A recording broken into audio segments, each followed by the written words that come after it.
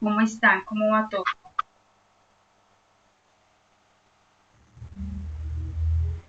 Buenas noches.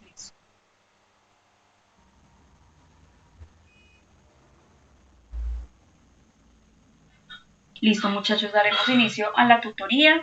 ¿Qué dudas tienen de los temas que habíamos visto la semana pasada o que hemos visto en la semana pasada?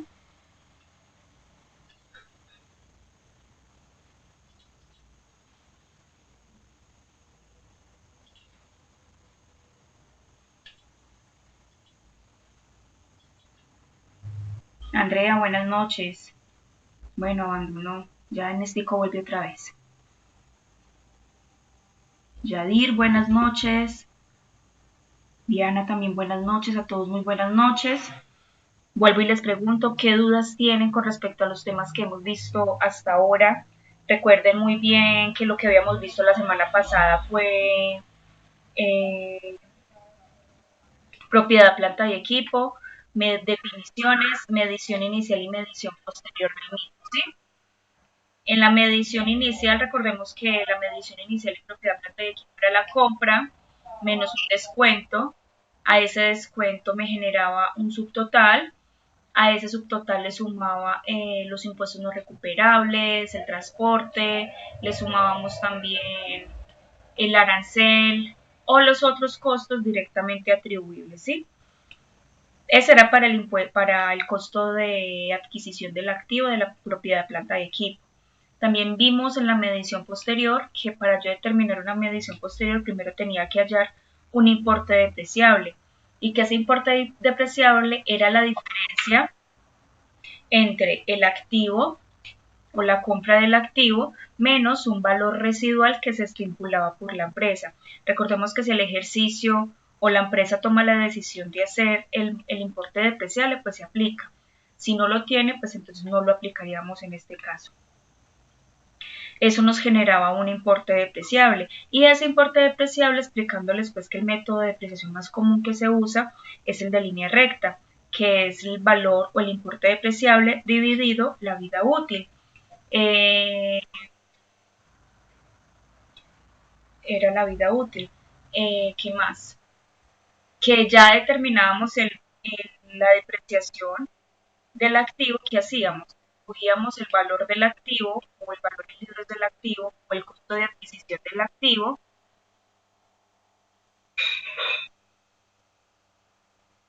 cogíamos el valor del activo y le restábamos la depreciación, ya dependiendo del periodo en que se esté realizando la depreciación de cada uno de los ejercicios. ¿Sí? Eso fue lo que vimos la semana pasada, hicimos ejercicios, retroalimentamos. No sé si tienen en este momento alguna inquietud con respecto al tema,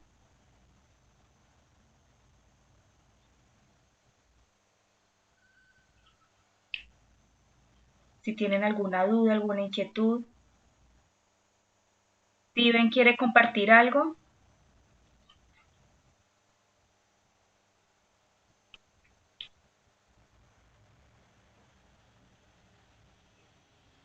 Recordemos tener en silencio los micrófonos.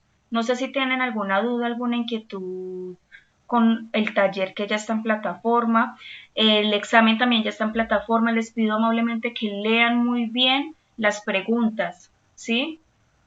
Léanlas bien y recontraléanlas y búscalas con o compárenlas con las diapositivas que tienen en plataforma. Steven, dígame, ¿qué pregunta tiene? Si quiere activa el micrófono, porque usted lo está activando y no se le escucha nada.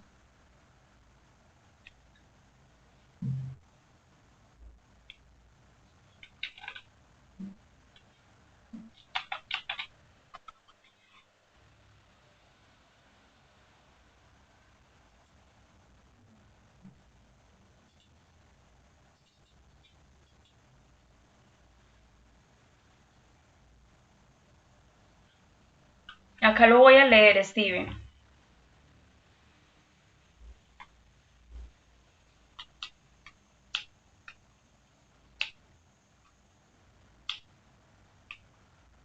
Es necesario que lo realicen, así tenga o no tenga el importe depreciable. Entonces recordemos cuáles eran esos 4 pasos. Que el primero, ¿cuál era?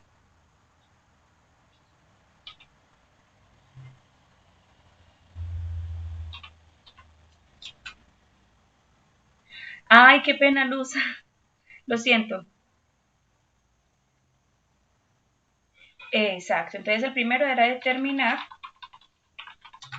el costo de adquisición. ¿Sí?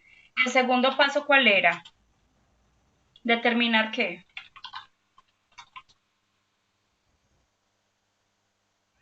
El importe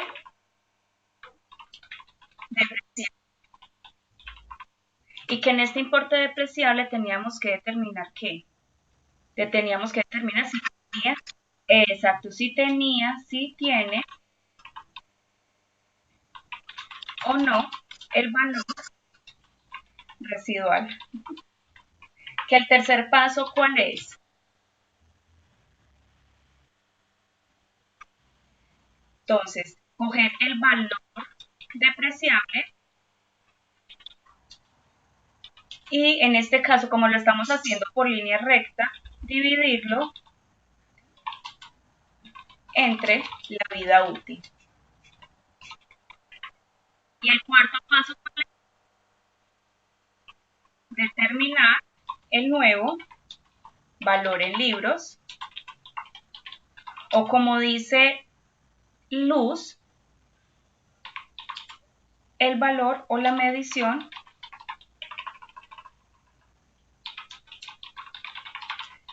posterior. ¿Sí? Esos eran los 4 pasos que debemos de seguir. No siempre todas las empresas van a tener que es determinar el importe depreciable, si tiene o no valor residual, ¿sí? No siempre lo vamos a necesitar, pero es importante hacerlo porque qué tal que tenga valor residual y eso me genere algunas diferencias para poder determinar de ahí para adelante las mediciones posteriores, ¿sí? Entonces es importante determinar este tipo de cositas al momento de realizar los ejercicios. Ya después ustedes lo van a hacer súper rápido, ¿sí? Por ahora sigan estos pasos y verás que nunca se van a perder del procedimiento como tal, ¿sí? Y ya después ustedes van a decir, ah, este valor tiene valor residual, entonces cojo este valor del activo y le resto este valor residual, listo, ya, la depreciación fue de tanto, ¿sí? Pero por ahora es bueno que sigan este tipo de procedimientos para que mejoren el análisis o mejoremos el análisis de cada uno de los procedimientos. ¿Sí? Listo. ¿Qué otra pregunta tiene? No es con mucho gusto. Por ahora síganlo. Si ustedes sienten que no lo necesitan, no hay problema.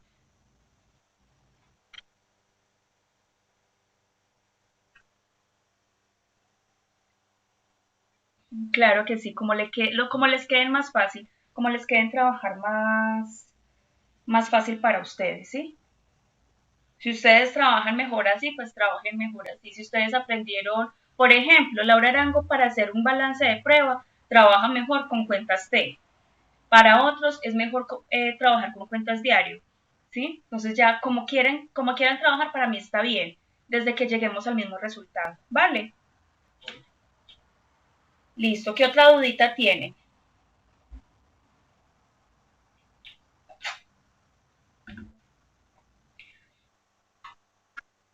Buenas noches, Lina, señora. Ujú.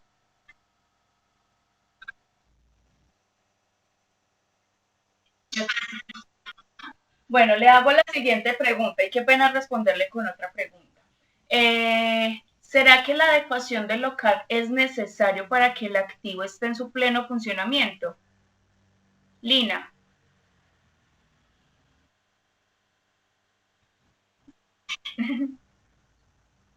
Lina,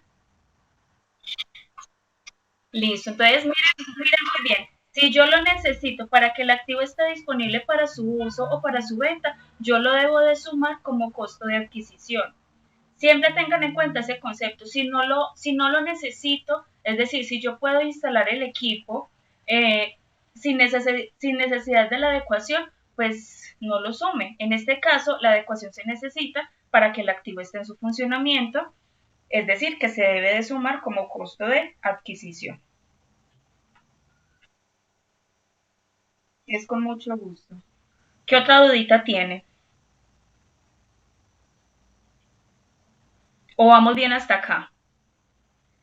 Para los que de pronto no hayan escuchado lo que estaba diciendo, les informo que en la plataforma ya está el examen. Les pido nuevamente que lean muy bien las preguntas y que las comparen con con lo que hay en diapositivas, ¿sí? O con lo que hemos visto en clase. Es importante eso, ¿sí? Porque de pronto por ahí es que la profesora pone alguna casa que yo no sé qué cuánta. De pronto por ahí se sale alguna información. Listo, para que no se me ocupen por el tema. ¿Sí? Pero lo importante es que lean muy bien cómo están trabajando y cómo están leyendo la información, ¿vale? Bueno, entonces vamos a iniciar con el tema de hoy, ¿listo? ¿Estamos listos los cuadernos para apuntar todo? Perfecto. Entonces, el tema de hoy, señora. Listo, perfecto. El tema de hoy son impuestos. Entre los impuestos se incluye el anticipo de impuestos, que en este caso sería la retención en la venta. Entonces, para empezar, señora,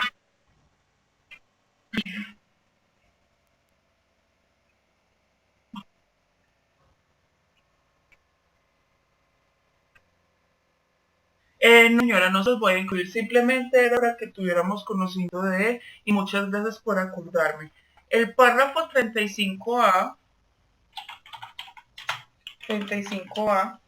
y el párrafo 35B de la NIC 16 me habla sobre la medición posterior por modelo de revaluación. Entonces, ¿qué significa eso? Y estoy segura que lo van a ver más adelante, pero es importante que sepan el concepto de cada. El 35A me habla sobre determinar un índice de, de reexpresión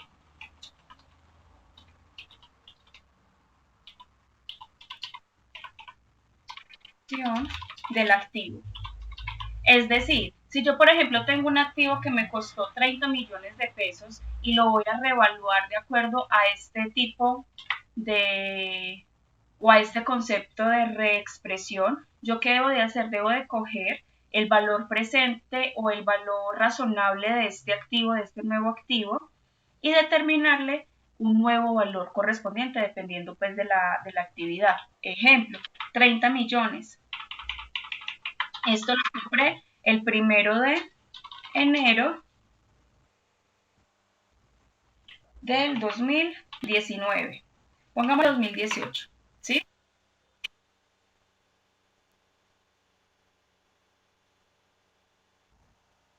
Listo, la voy a silenciar más. Listo. Listo, ahora sí. Resulta que para el 31 de diciembre del 2019, esta persona tomó la decisión de reexpresar o de darle un nuevo valor a libros o darle un valor razonable al activo por 35 millones. ¿Sí? No, me estoy yendo en un caso extremo, ¿sí? ¿Qué tengo que hacer? En mi contabilidad tengo que tener, son 35 millones. No se preocupen que esto no va a entrar en el examen, sin embargo es como para que tengan el concepto y el conocimiento del mismo. Entonces, 35 millones. Es decir, que yo tendría que reexpresar estos 30 millones para esos 35 millones. Y la depreciación de estos 30 millones con una nueva depreciación correspondiente a 35 millones. No sé si me haga entender muy bien este ejemplo. 35B. Y el 35B,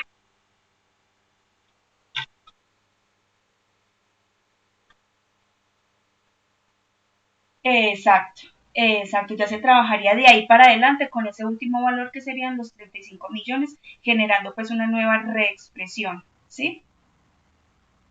Y mientras que la de eliminación,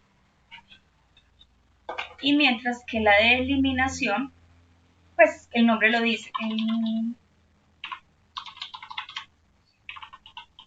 El nombre lo dice. Mientras que con ese estoy reexpresando estos nuevos valores, reexpresando.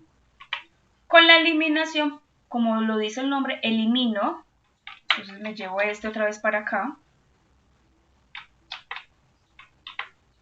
Elimino estos 30 millones, elimino la depreciación que me haya generado estos 30 millones adquiridos el 1 de enero del 2018 y genero nuevo valor en libros por 35 millones con su respectiva apreciación de los 35 millones, ¿sí? Es la gran diferencia entre los dos párrafos correspondientes.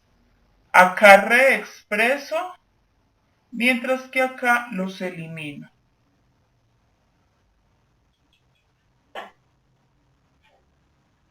La más fácil de hacer es la de eliminación. La más fácil. Pero la más exacta es la de reexpresión. Y a mí me gusta más trabajar con la reexpresión. Eso es más o menos lo que me dicen los dos párrafos que los puse a leer todos juiciositos, ¿sí? ¿Tienen dudas con respecto al tema?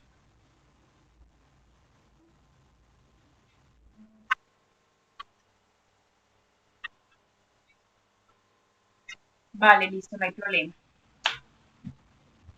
No hay problema. Listo. Entonces vamos a iniciar con la actividad de hoy. Entonces ya sabemos que es con respecto a los impuestos, ¿sí? Pero más que todo con el de retención en la fuente.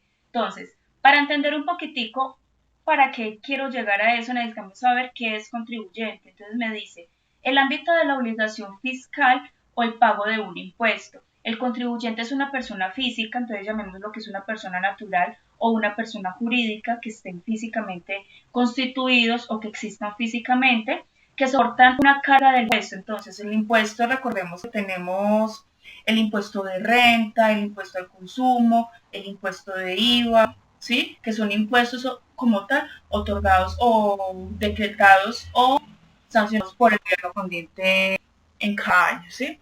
Pero necesariamente es la obligación es el pago del impuesto a Hacienda Pública. Entonces recordemos que está el Ministerio de Crédito y Hacienda Pública, Ministerio de Hacienda y Crédito Público, perdón, que es el que recauda todos estos impuestos nacionales, ¿sí? Para eso tenemos que tener claro unos elementos de los impuestos. En este caso, lo voy a generalizar, ¿sí? Entonces, el sujeto activo es quien recauda el impuesto. Puede ser el gobierno, puede ser el municipio, ¿sí? O puede ser el departamento. El sujeto pasivo es el contribuyente. ¿Quién es el contribuyente? Otra vez, persona natural o persona jurídica que tenga alguna carga, una carga imponible o una carga de impuestos correspondientes y que tenga que pagarlo cada mes, cada 2 meses o cada año, dependiendo pues de su proceso. Hecho generador, vuelvo y les digo, esto es general, ¿sí? Porque para cada impuesto su hecho generador es completamente diferente. Entonces, el hecho generador es el ingreso o gasto o compra establecida por un contribuyente entre dos personas. La base gravable, la base gravable La base gravable es el valor del impuesto o el valor por el cual yo estoy cobrando ese impuesto, ¿sí? Entonces, la base gravable para el IVA es el ingreso, en este caso, ¿sí? La base gravable. Y la tarifa, pues depende del impuesto. Sabemos que el IVA tiene tres tipos de impuestos. Se me va. El IVA grabado, el exento y el excluido, ¿sí? El exento, ¿quién se acuerda o si han visto IVA? ¿Cuál sería el exento? Entonces, entonces para el impuesto de IVA tenemos tres tipos de impuestos de IVA, ¿sí? Que está el grabado, el excluido y el exento. ¿Qué diferencia hay entre cada uno?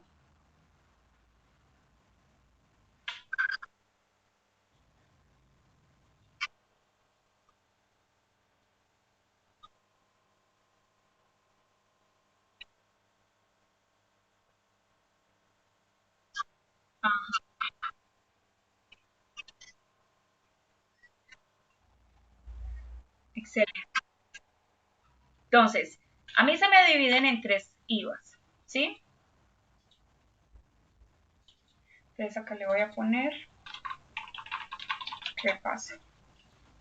Y acá, pongámosle clase. Entonces tenemos el IVA. El IVA voy a tener uno que es grabado, ¿sí? Uno que es exento y uno que es excluido.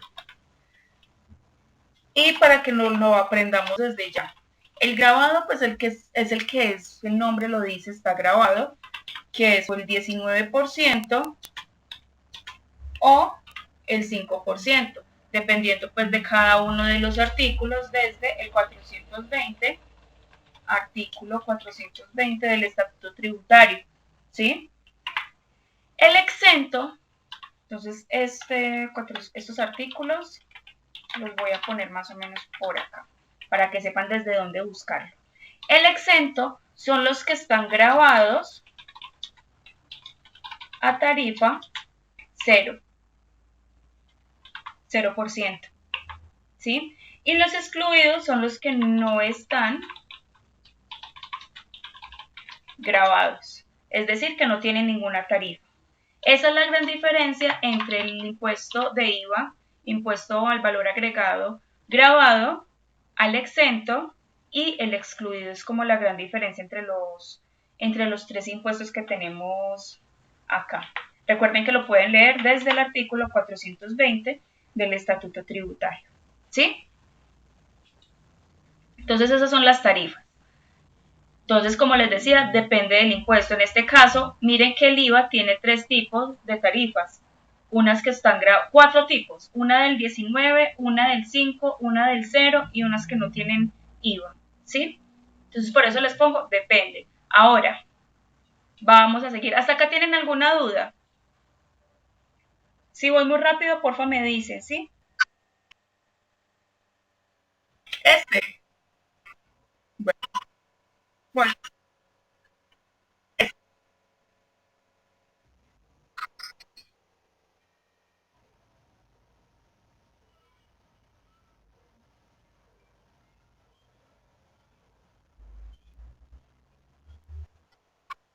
listo. ¿Hasta acá tienen alguna duda?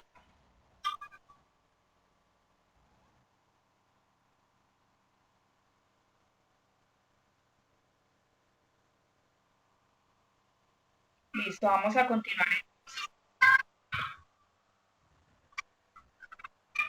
Ay, ¿qué hice? Un momentico.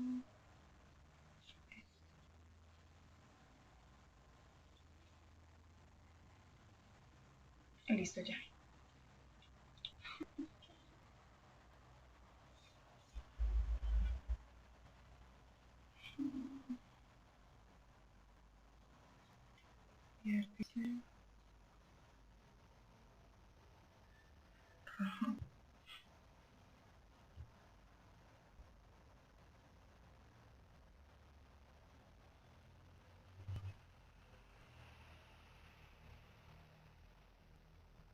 Listo. Listo. En el artículo 437 del Estatuto Tributario me hablan sobre los tipos de contribuyentes que existen. Sí, existen dos tipos de contribuyentes. Unos que son responsables y unos que son no responsables. Los responsables yo los divido siempre en dos. Unos que son grandes contribuyentes, ¿sí? Y unos que son régimen común. Los no responsables siempre vamos a encontrar el régimen simplificado. ¿Cuáles son las cualidades o características que debe tener un gran contribuyente? Es que tenga un patrimonio líquido mayor a 2 millones de VTs o unos ingresos superiores a 2 millones de VTs. ¿Qué es VT? Es unidad de valor tributario. Entonces vámonos otra vez acá. VT es unidad de valor tributario que lo establece el gobierno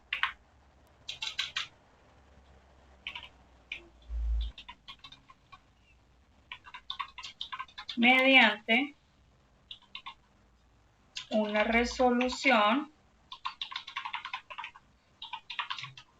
o un decreto. Para el 2020, el valor de la VT es de 35.607 pesos, ¿sí? Ese es el valor de la VT. Es decir, que para yo poder ser gran contribuyente, yo tendría que coger los 2 millones que cuesta el ingreso bruto para una entidad para poder ser régimen gran contribuyente y multiplicarlo por 35.607. Eso me da este valor. 71.000 millones de pesos de ingresos. Entonces siempre son poquitas las empresas que son grandes contribuyentes en Colombia. ¿Sí? Hasta acá vamos bien. Régimen común. ¿Cuándo es una persona régimen común? Cuando no cumple esas condiciones y no quiera de pronto pertenecer a este gran contribuyente.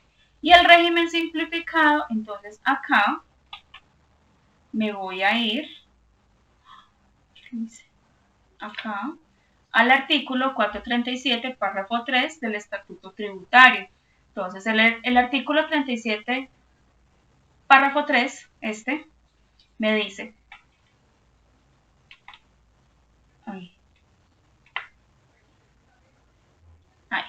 entonces la dirección, párrafo 2, párrafo 3, que fue adicionado. Deberá registrarse como responsable de IVA quienes realicen actividades grabadas con impuesto, a excepción las personas naturales comerciantes y artesanos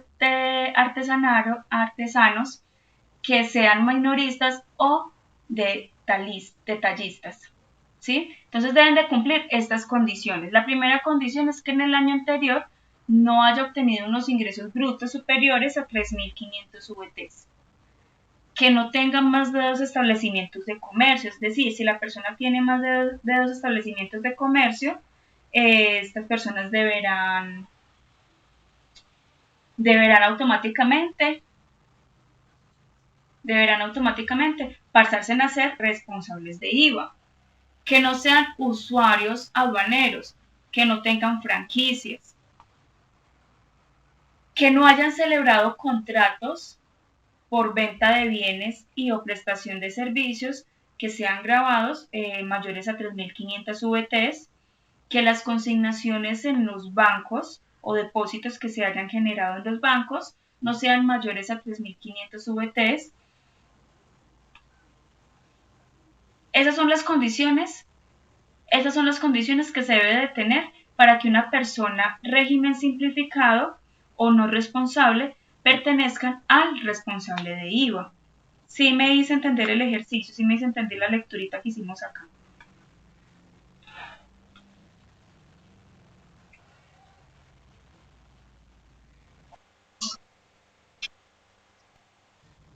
De pronto alguien tiene alguna inquietud, alguna duda.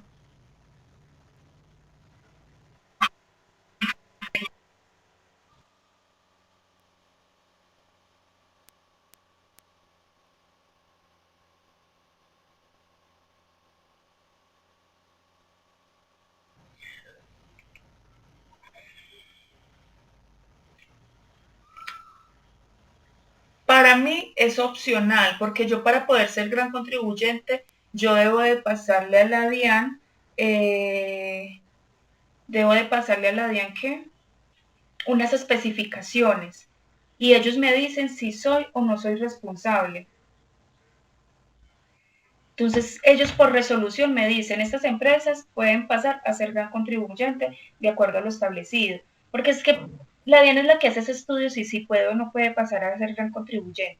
O sea, si usted cumple las condiciones, automáticamente pasa a ser gran contribuyente. Y lo saca por resolución.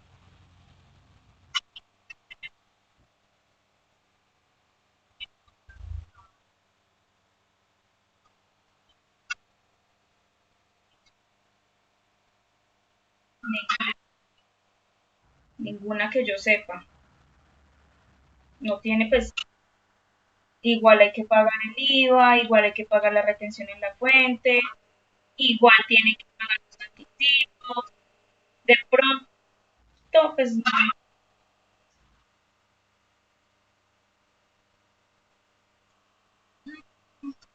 Esa esa ya sería diferente porque también por resolución yo puedo ser autorretenedor también. ¿Sí? Creo que me podría repetir de nuevo lo del gran contribuyente. Claro que sí. Acá. Gran contribuyente son las personas naturales o jurídicas. Eso sí lo debemos de tener claro. Personas naturales o jurídicas que tengan una, esas son las, o sea, tienen muchas opciones o tienen muchos requerimientos, pero esas son como las más grandes que se puedan presentar. Entonces, que tengan un patrimonio líquido de 2 millones mayor, igual o mayor a 2 millones de VTs. O que tengan unos ingresos brutos mayor o igual a 2 millones de VTs. Esas son las condiciones para ser gran contribuyente. ¿Sí?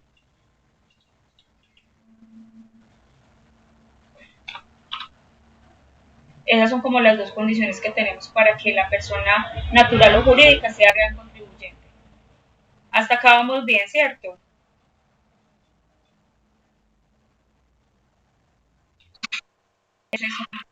Listo. La retención en la fuente, como sabemos, la retención en la fuente no es un impuesto, sino que es un anticipo de impuesto. Entonces, la retención en la fuente se me divide en tres impuestos. ¿Cuáles son los tres impuestos? Industria y comercio, depende del municipio. En este caso estoy hablando de la periodicidad de pagos, depende mucho del municipio, igual que de las tarifas. La retención en renta se debe de presentar cada mes y pues depende de una tabla de retención en la fuente, ya se las voy a mostrar. Y el IVA se debe de presentar cada bimestre o cada cuatrimestre, dependiendo del tipo y de los ingresos que tenga la empresa. Esta corresponde al 15% del IVA. No se preocupen que ya vamos a hacer un ejemplo de cada una, ¿sí? Ya le devolví, Jessica, la diapositiva anterior.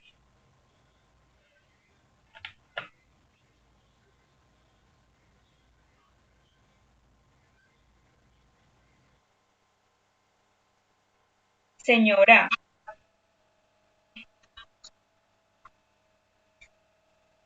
eso lo van a ver más adelante. Por ahora me interesa es que vean todo lo que tenga que ver con el anticipo de impuesto. El, el impuesto al consumo sí también ingresa acá. Puede ser una persona, una responsable, persona natural o persona jurídica, o puede ser una persona natural no responsable de IVA que presenten el impuesto al consumo. Eso lo podemos ver en el artículo 515 514 del Estatuto Tributario, ¿sí?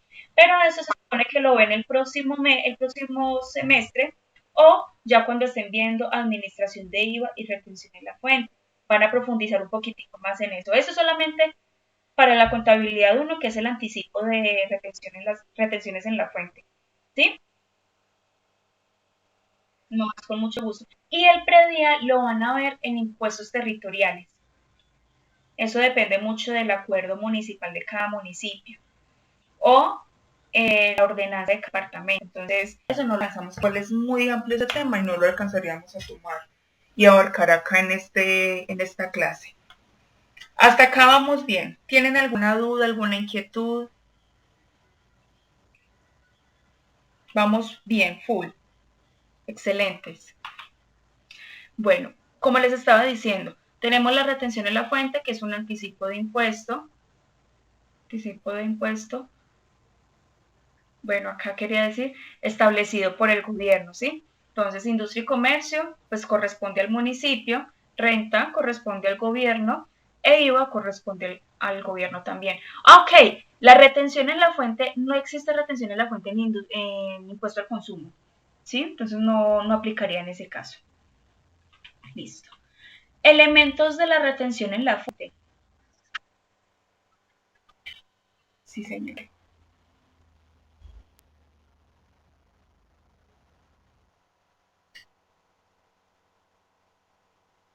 Sí, sí, claro que sí, claro que sí. Es con muchísimo gusto. Ustedes, muchísimas gracias.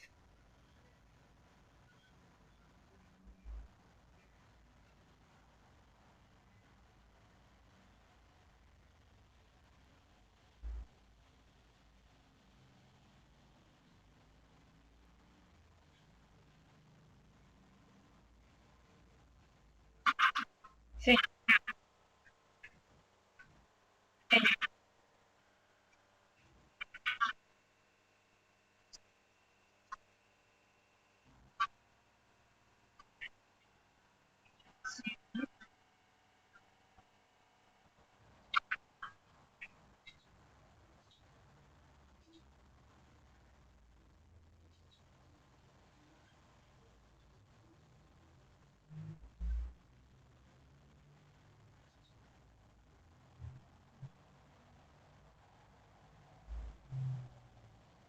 Bueno, mientras me carga el internet, que es lentico. Listo, acá tenemos al sujeto pasivo. Es la persona o entidad beneficiaria del pago o abono en cuenta en el impuesto afectuado de la retención. Entonces, ¿quién es el sujeto activo?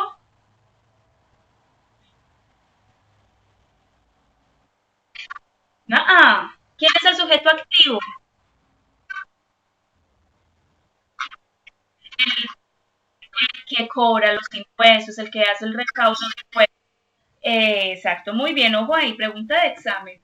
¿El sujeto pasivo quién es? Es la persona, y sí ya sería la empresa o la persona natural que sea contribuyente de tal anticipo, ¿sí? O de algún impuesto. ¿Vamos bien? ¿Sí? Listo. Agente retenedor, la persona o entidad obligada a efectuar en el momento del pago o abono en cuenta. Entonces, ¿quién es el agente retenedor? Entonces, ¿quién está comprando? Está comprando Laura María Aranguizás, ¿sí? Y le está comprando a, miremos a ver a quién le vamos a comprar hoy. Le vamos a comprar a Stephanie. Le vamos a comprar a Stephanie. ¿Quién es el agente retenedor? ¿Laura o Stephanie?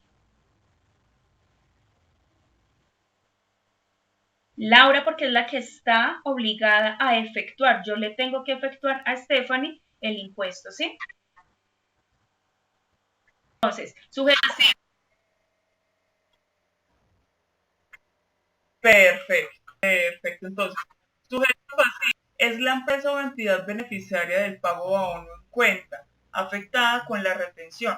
Es decir, que en este caso el sujeto pasivo sería, ¿a quién había escogido yo? A Stephanie. Entonces, el sujeto pasivo es Stephanie. El agente retenedor es Laura. Vamos bien. Pago o abono en cuenta es el momento o es determinar el momento en el que se causa la retención conforme a los criterios legales. Entonces, cuando yo hablo de esto, ¿quién está comprando? Bueno, ¿quién compró? Entre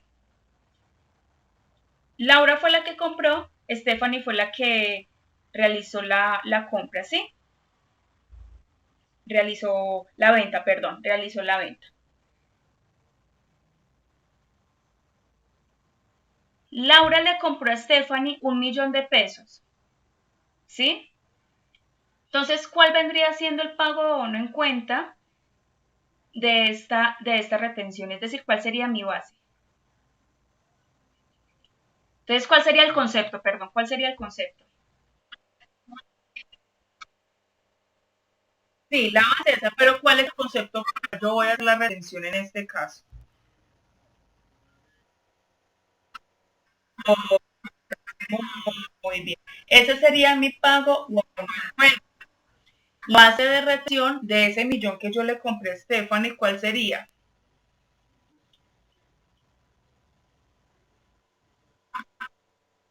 No, base de retención en la fuente. Entonces, ok, leamos. Es el valor del pago o abono en cuenta sobre el cual se debe aplicar la tarifa para obtener la retención o el valor a retener.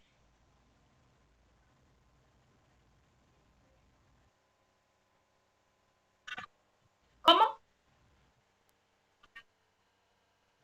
Eh, sí, exacto. El millón de pesos sería mi base de retención en la fuente. Y la tarifa, pues el porcentaje de esa compra, de lo que me establezca la normatividad. Esos son los elementos de la retención en la fuente.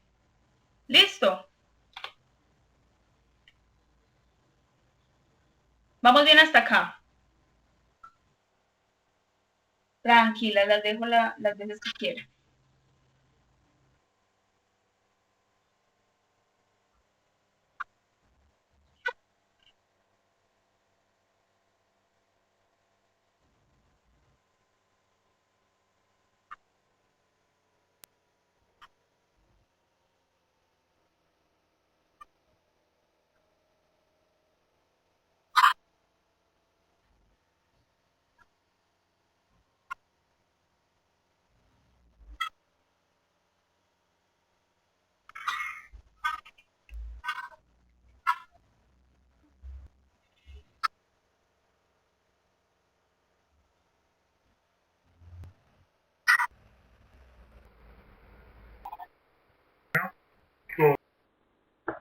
entendamos así la pirámide, la atención en la arriba, abajo, se va a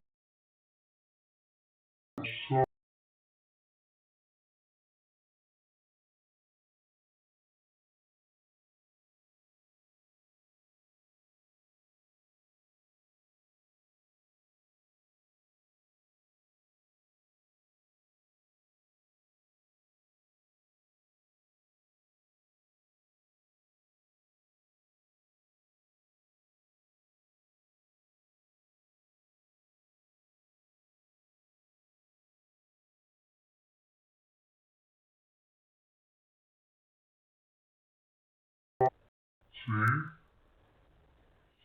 que no,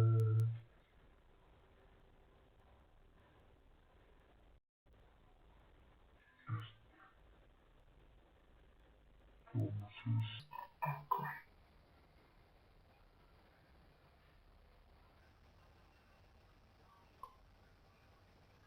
¿sí? Este le puede retener a este. Recuerden que es de arriba hacia abajo.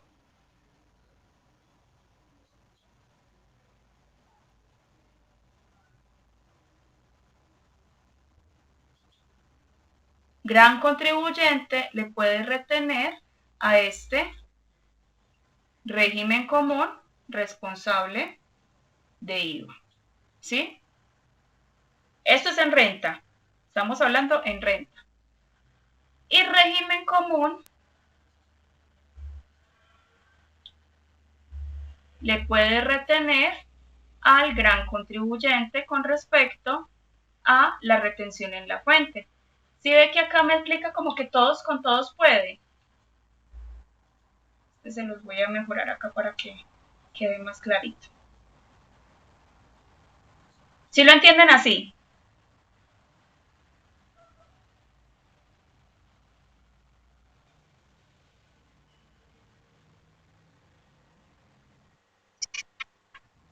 Listo.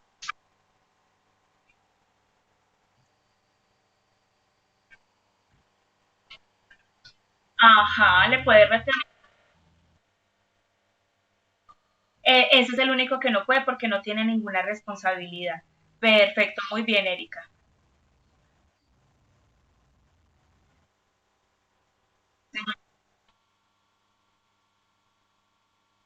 También entra igual. Sí, señora. Entonces voy a ponerle otra flechita acá que diga que entre ellos mismos se pueden retener igual que para el régimen común. Entre ellos mismos se pueden retener. ¿Sí?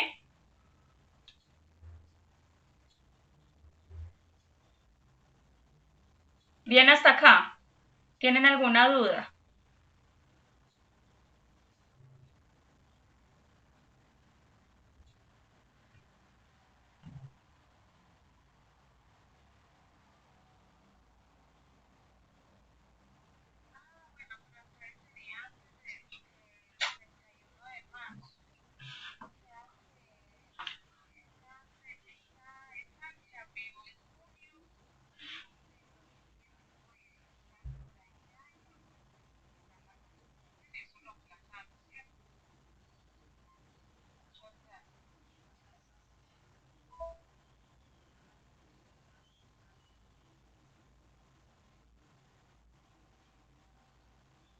Listo, chicos, ya terminaron de copiar.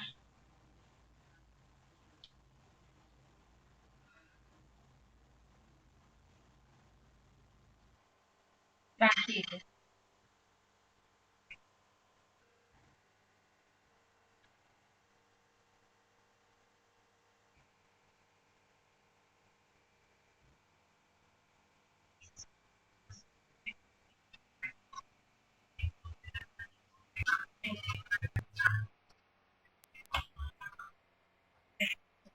Vamos por partes, no se me adelante tanto. Por ahora quiero que entiendan esa partecita de acá. ¿Sí? No se me adelante, pero va bien. Así como lo está pensando Mari, va súper. Así se debe de ser. Era Marihuela.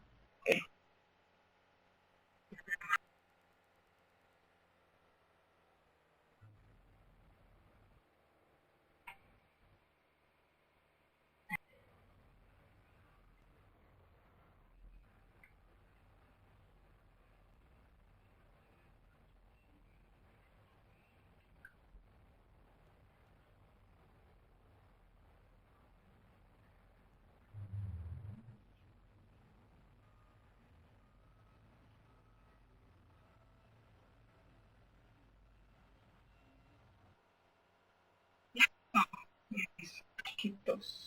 Continuemos. Igual voy a crear otra que la voy a llamar control V, control Z, Z, Z, con, era la diapositiva, control Z, control V. Voy a crear otra. Esta la vamos a llamar para IVA, perdón, para IVA.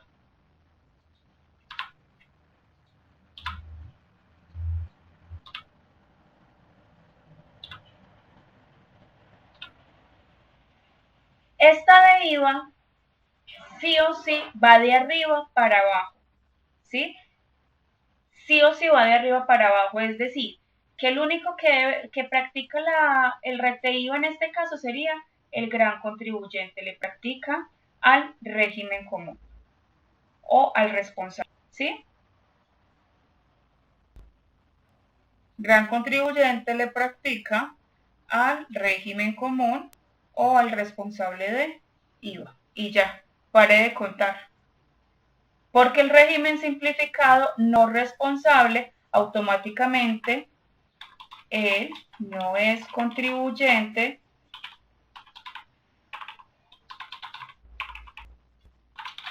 IVA. Él no un contribuyente de IVA, ¿sí?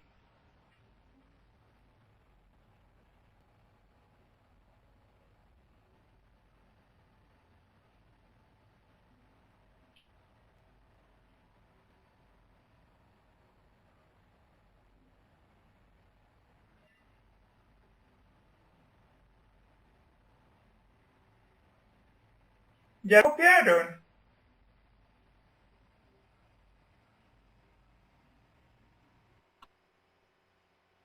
Tranquilo.